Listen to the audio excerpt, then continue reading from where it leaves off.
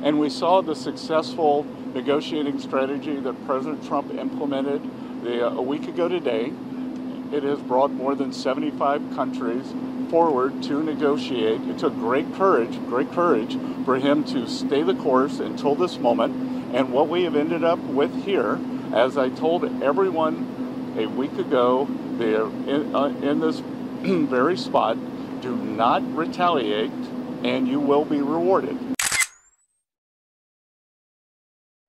Nah, kita bicara secara global dan nanti teknisnya akan dibahas di Washington, dan kita akan bicara dengan beberapa, dengan masuk dengan USTR, dengan Treasury Secretary, kemudian juga akan bertemu dengan asosiasi-asosiasi yang like-minded, yang sependapat dengan Indonesia, ada US ASEAN, ada USINDO, ada berbagai asosiasi bisnis yang ada di Washington.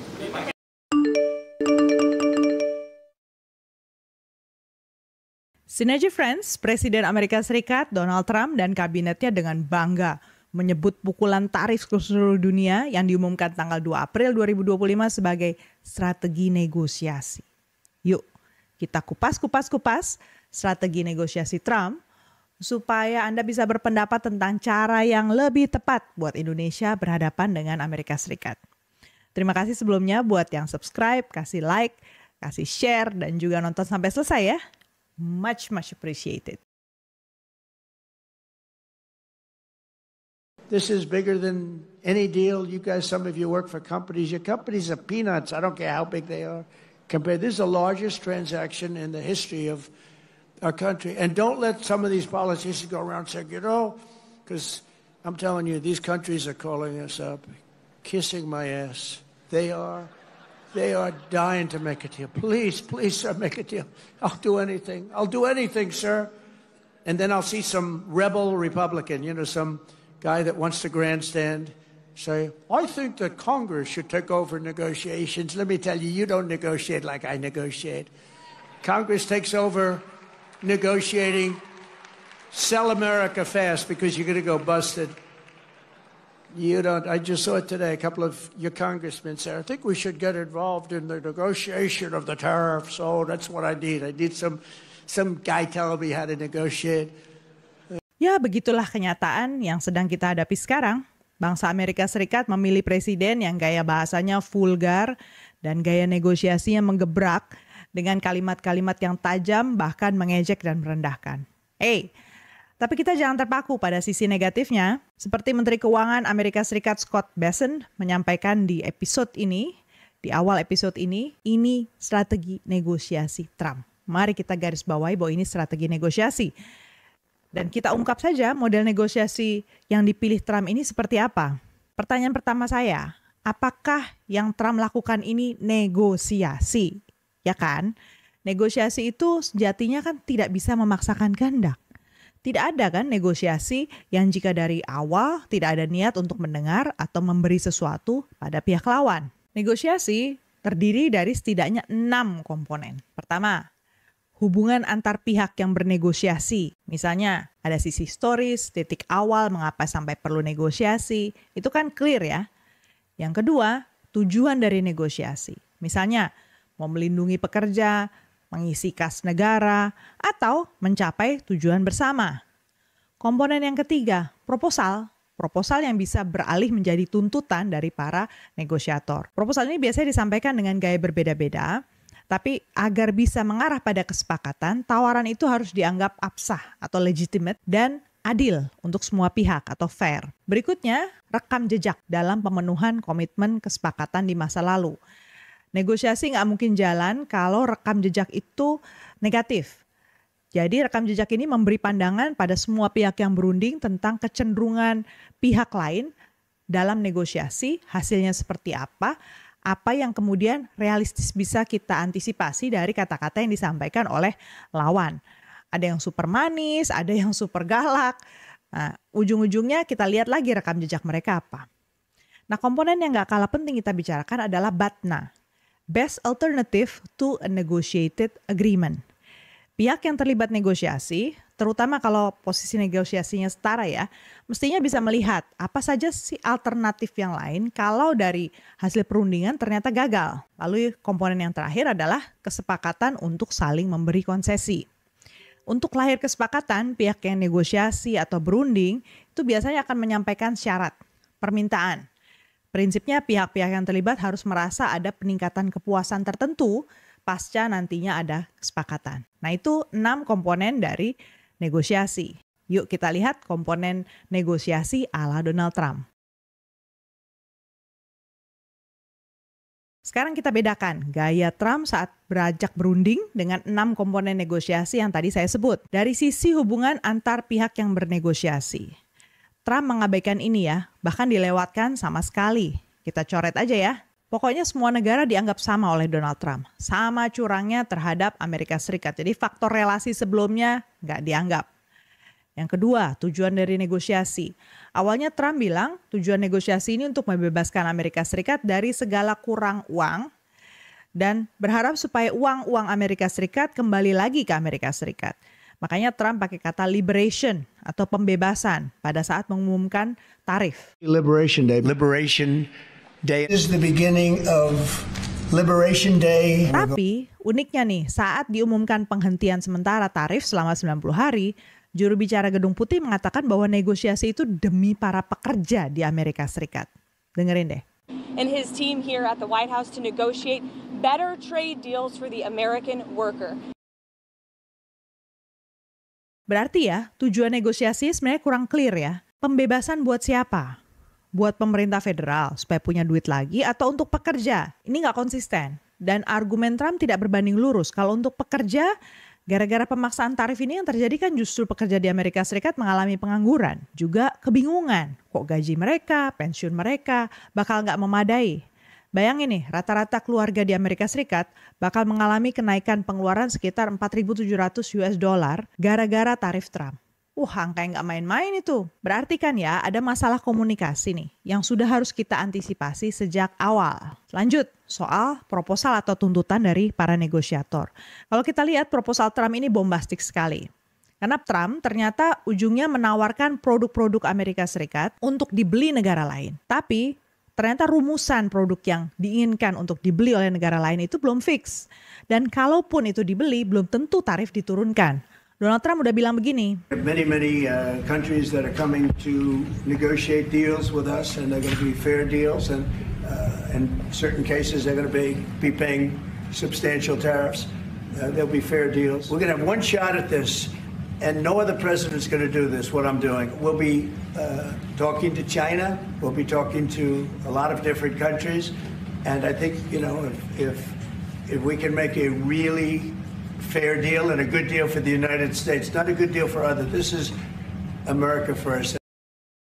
Beberapa hal yang kabarnya akan dianggap deal adalah kalau negara lain itu beli energi dari Amerika Serikat, beli senjata dari Amerika. Tapi esensinya nih, Trump juga bilang pengennya sektor manufaktur di Amerika hidup lagi, khususnya baja, aluminium, otomotif, dan barang-barang konsumen seperti garment dan alas kaki. Artinya, Synergy Friends, apapun deal yang kita siapkan, Amerika Serikat akan memikirkan untungnya dia berapa ya? Karena kan dia yang lebih tahu kartunya negara-negara lain kan. Semua mengajukan penawaran kepada Amerika Serikat. Sementara kita nggak tahu apa yang ditawarkan negara-negara tersebut. Berarti niatnya Trump tujuannya itu adalah mencapai keuntungan yang sebesar-besarnya at the expense of us. Ya, dengan kerugian di pihak kita. Dan para pejabatnya Trump, bahkan Trump sendiri juga sudah bilang, paling mungkin dikurangi tarifnya sebagian aja. Nggak mungkin dihapus. Plus tetap harus beli barang Amerika Serikat. Catat nih. Jadi Synergy Friends yang kita dengar dari Trump adalah suara yang sangat keras, memaksa pada negara-negara yang allegedly bahasa anak sekarang banget ya. Allegedly itu maksudnya diduga diajak negosiasi. Tapi poin ketiga ini berarti kan tuntutan yang bombastis dan sulit dipenuhi lawan negosiasi ya. Soal rekam jejak, mari kita masuk ke sana. Kalau dilihat dari Trump jilid 1 dan Amerika Serikat dalam hal penetapan tarif, yang namanya tarif itu kalau udah sekali dipakai sulit loh dicabut.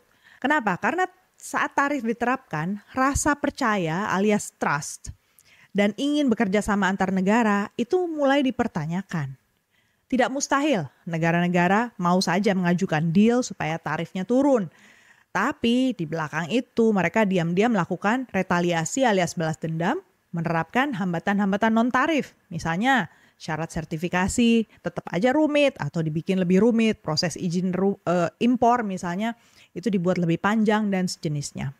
Artinya gara-gara Trump sudah punya rekam jejak menghantam ekonomi dunia sebelumnya, akan ada persepsi terhadap langkah Trump yang mencederai rasa percaya untuk bekerja sama. Bahkan ketika Amerika Serikat menuduh dan menjatuhkan sanksi sebelum negosiasi apapun, kalau dihentikan 90 hari, kita kan belum bisa punya pegangan apapun ya. Sesudah ini akan apa gitu. Tiap hari ada saja kejutan yang sebenarnya tidak menguntungkan konsumen. Ibaratnya hubungan nih, kita lagi digantung. Gimana nggak cedera kan rasa percaya kita pada Amerika Serikat. Lanjut ke BATNA, Best Alternative to a Negotiated Agreement. Pihak yang terlibat negosiasi, terutama jika posisinya sungguh setara, mestinya bisa melihat apa saja yang jadi alternatif kalau ternyata gagal. Nah, bagian ini ditutupi oleh Trump. Dibuat seakan-akan best alternatifnya tuh nggak ada. Cuma nego sama Amerika Serikat aja lah. Ini lampu kuning loh buat negosiasi. Artinya kita dibikin nggak setara dengan Amerika Serikat. Catat ya, posisi kita dari awal dibikin nggak setara oleh Amerika. Kemudian yang terakhir, kesepakatan untuk saling memberi konsesi. Untuk lahir kesepakatan, pihak yang negosiasi atau berunding biasanya akan saling melontarkan syarat, permintaan. Prinsipnya pihak yang terlibat harus ada peningkatan kepuasan pasca kesepakatan. Saling memberi konsesi ini sampai hari ini belum nampak ada niat dari pihak Amerika Serikat untuk memberi konsesi yang setimpal dengan rasa percaya yang dicederai ke negara-negara lain. Jadi kesimpulan saya, Trump ini nggak ngajak negosiasi, tapi memaksakan kehendak. Jadi jangan terkecoh dengan klaim para menteri dan juru bicara Trump yang bilang bahwa ini strategi negosiasi. Trump unik atau tipikal, mirip-mirip negosiator Amerika pada umumnya. Kalau meminjam studinya Richard Lewis dari Inggris, pola komunikasi negosiator Amerika Serikat sebagai berikut. Tuntutan ditaruh semua di atas meja perundingan, dibuka, apa maunya Amerika Serikat semuanya. Tuntutan akan kita dengar rasanya semakin keras, bahkan terdengar provokatif.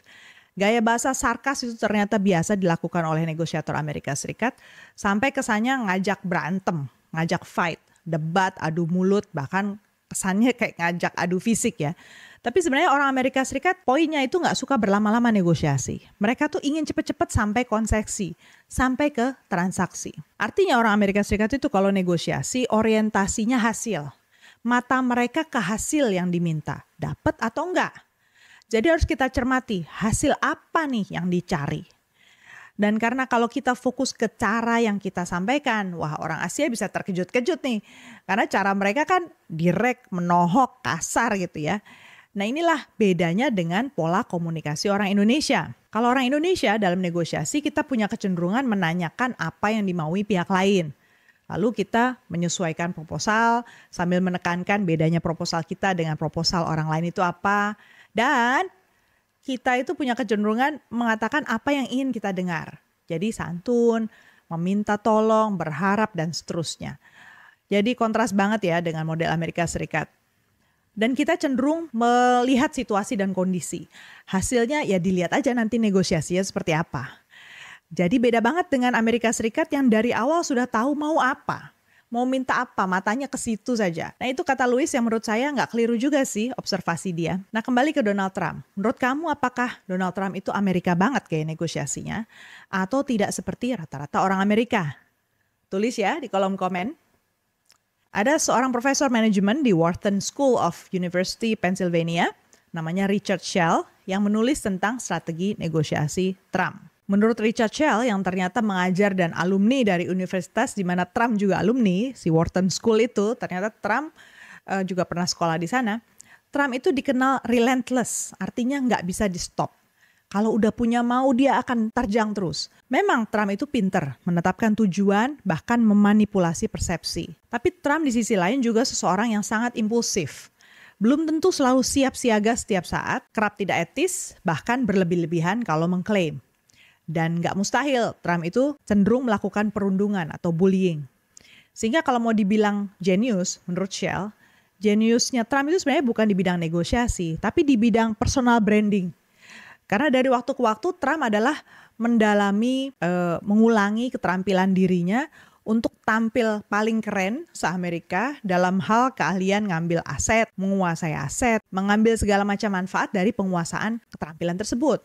Tapi urusan teknis detail, sebenarnya Trump selalu menyerahkan ke orang lain. Nah, yang menarik dari catatan Shell ini, Trump dan tim negosiator Donald Trump rupanya melihat bahwa orang-orang yang diteriaki itu pasti akan merasa terintimidasi. Jadi lebih mudah diajak kerjasama.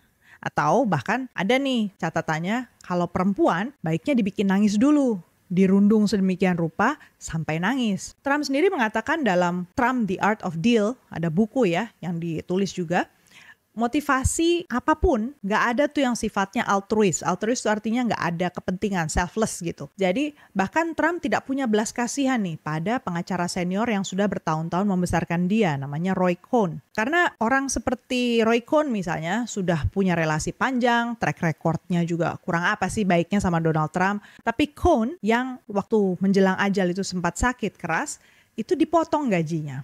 Artinya dengan Donald Trump intinya adalah apa daya tawarmu. Kalau saya mau ini, kamu bisa kasih saya apa? Trump tidak akan tergerak oleh kebutuhan lawannya. Jadi kita harus bisa membahasakan apa yang kita tawarkan sesuai dengan apa yang dimaui oleh Amerika Serikat. Jadi kesimpulannya Synergy Friends, pentingnya saya tuliskan apa saja komponen negosiasi yang perlu jadi perhatian. Kalau Indonesia memang memilih jalur negosiasi, kita jangan terpaku menawarkan kebaikan-kebaikan, menyampaikan manis-manis, tapi harus jeli melihat gaya negosiasi pihak yang kita hadapi. Terutama tadi soal BATNA, Best Alternative to a Negotiated Agreement. Apa dong alternatifnya kita negosiasi dengan pihak Amerika Serikat kalau ujungnya kita tahu bakalan buntu? Kalau ujungnya kita tahu nggak bisalah kita kasih semua yang diminta oleh Amerika Serikat. Tim negosiator dan presiden harus duduk benar mempersiapkan ini. Supaya apa? Ya supaya negosiatornya nggak kikuk. Apalagi para negosiator Indonesia yang nego ke Amerika Serikat ini kan semua berkedudukan di Jakarta, di Indonesia, bukan di Amerika Serikat. Menko Erlangga Hartarto sebagai ketua delegasi bersama Menlu Menteri Luar Negeri Sugiono base-nya kan di Jakarta.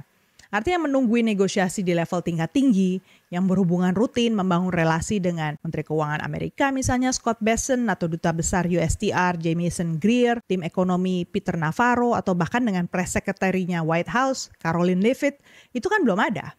Kita belum punya duta besar di Amerika Serikat. Faktanya begitu. Indonesia punyanya kuasa usaha ad interim alias charge d'affaires. Saya lihat posisi duta besar saat ini sangat penting, sangat kritis untuk segera diisi. Dan nggak bisa kita bilang, cukuplah masih punya charge d'affaires kok. Karena charge d'affaires itu posisi temporer. Semua orang tahu di dunia diplomasi bahwa charge d'affaires itu fungsinya sekedar mengisi kekosongan jabatan duta besar. Jadi pengambilan keputusan strategis, informasi yang strategis nggak bakal tuh muncul di tangannya charge d'affaires. Dalam ranking diplomatik, charge d'affaires itu posisinya rendah, lebih rendah daripada duta besar. Jadi respon dari pihak Amerika Serikat itu nggak bisa resiprokal, tidak setara. Nah, pihak Kementerian Keuangan yang saya tanyai soal ini enggan mengungkapkan apakah Indonesia punya BATNA, punya pegangan lain kalau ternyata tawaran Indonesia dilecehkan oleh Trump. Kata mereka pada saya kira-kira begini, kalaupun ada, nggak bisa saya ungkap lah. Well, syukurlah kalau ada. Gimana menurut kamu? Kalau Vietnam, BATNA-nya itu adalah berkolaborasi dengan Tiongkok. Makanya Xi Jinping mau tuh berkunjung ke Vietnam. Nah, sampai situ dulu pembahasan episode kali ini. Gimana menurut kamu? Indonesia punya jalan keluar kalau tawaran yang dibawa tim Trump kita dilecehkan? Apa tuh tawarannya? Tulis ya di kolom komen. Bikin 1000 komen, oke? Spill ya, pemikiran kamu apa supaya tim kita yang berangkat ke Washington semakin jos. Terima kasih banyak sudah nonton sampai selesai. Sampai jumpa.